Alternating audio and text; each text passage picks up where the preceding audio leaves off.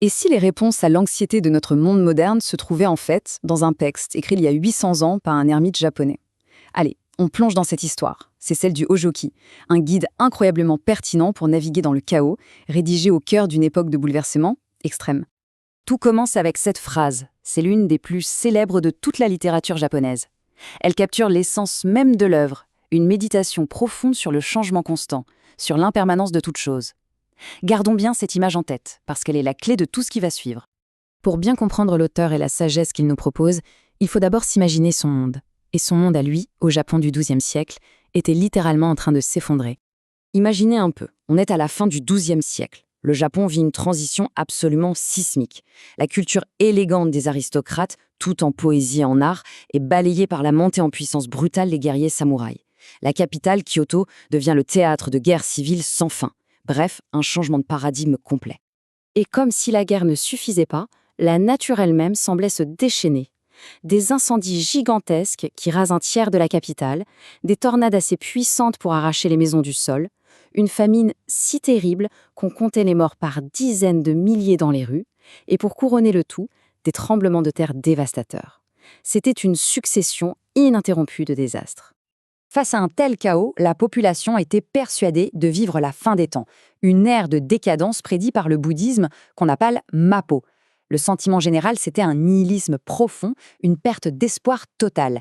Et c'est dans ce contexte de désespoir absolu que notre auteur va faire un choix radical. Et cet auteur, c'est Kamomo no Shomei, un homme dont la crise personnelle, on va le voir, faisait écho au chaos de son époque. Shomei, ce n'était pas n'importe qui. Il venait d'une famille très influente de prêtres shintoïstes et c'était lui-même un artiste reconnu, un poète, un musicien. Bref, il était destiné à une brillante carrière à la cour impériale. Il avait a priori tout pour réussir. Sauf que la réalité a été bien différente. À cause de luttes de pouvoir, de jalousie au sein de sa propre famille, le poste prestigieux qui devait lui revenir lui a été refusé. D'un coup, sa carrière, si prometteuse, s'est retrouvée dans une impasse complète. Alors, à 50 ans, en pleine crise de la cinquantaine version médiévale, Shomei a pris une décision absolument stupéfiante. Il a tout plaqué, sa famille, son statut social, sa maison. Il est parti vivre seul dans les montagnes, un renoncement total.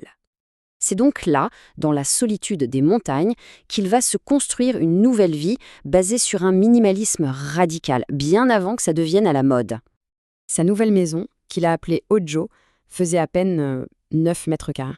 Pour se donner une idée, c'est la taille d'une petite chambre aujourd'hui. C'est dans cet espace minuscule qu'il a décidé de réinventer sa vie. Et ce qui est vraiment incroyable, c'est que sa cabane était conçue pour être démontée et déplacée super facilement. En quelque sorte, Shomei a inventé le concept de la tiny house mobile, du mode de vie nomade, bien avant la van life qu'on connaît. Il ne voulait être attaché à rien, même pas à un lopin de terre. Et à l'intérieur, quasiment rien. Juste le strict minimum. De quoi dormir, de quoi écrire et ses instruments de musique. C'est tout. Sa vie était entièrement tournée vers l'essentiel, la contemplation, la nature et l'art. Et c'est là que ça devient fascinant. Malgré ce dénuement matériel complet, Shomei écrit ça. Pour lui, le véritable luxe, ce n'était pas la richesse. C'était l'absence d'obligation, de possession et donc d'anxiété. Sa solitude, c'était sa liberté. Et il la trouvait plus confortable que n'importe quelle vie de palais. Mais attention, ce mode de vie radical, ce n'était pas un but en soi. Non, c'était un chemin qui l'a mené à la philosophie centrale de son œuvre, une idée toute simple mais profondément libératrice. Cette idée, c'est le Mujo. C'est la reconnaissance que rien ne dure, jamais. Les maisons brûlent, les dynasties s'effondrent, la vie elle-même n'est qu'un passage. Tout est en changement permanent, exactement comme l'eau du fleuve. Son raisonnement est d'une logique implacable. D'abord, on prend conscience que tout est éphémère. Ensuite, on comprend que notre souffrance vient de notre désir de s'accrocher à ces choses éphémères comme si elles étaient éternelles.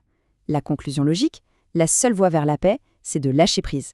Donc on comprend bien que sa minuscule cabane, ce n'était qu'un outil.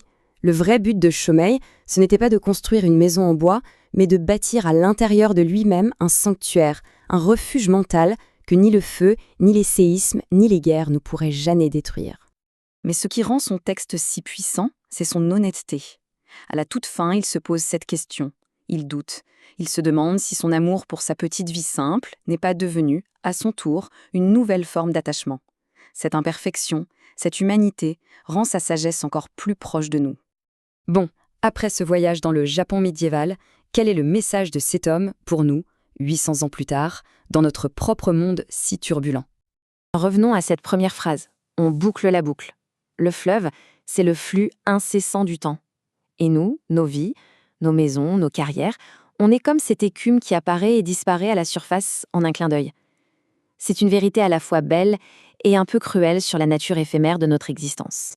Shomei a vécu dans un monde de chaos total. Et nous, eh bien, on vit dans ce que les stratèges appellent aujourd'hui un monde VUCA.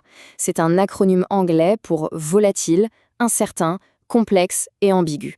Face aux crises sanitaires, économiques, climatiques, la leçon de Shomei sur l'impermanence n'a jamais été aussi actuelle. Au final, le Hojoki nous laisse avec cette question, toute simple mais qui donne le vertige. Si demain on perdait tout, est-ce qu'on pourrait quand même être en paix?